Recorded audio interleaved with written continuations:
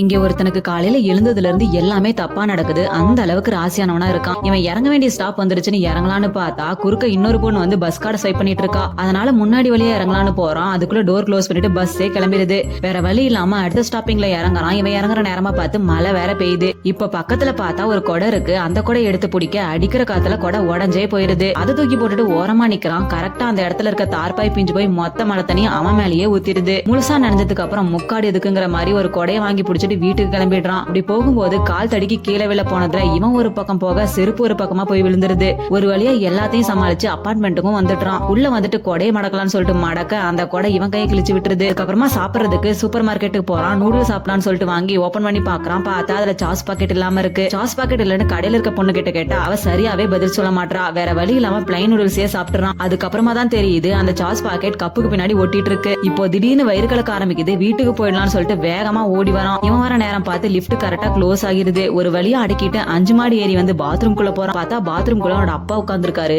அவ்வளவுதான். ஒரு மனுஷனுக்கு வாழ்க்கையில கஷ்டம் வரலாம், அதுக்கு நீ இப்படியா?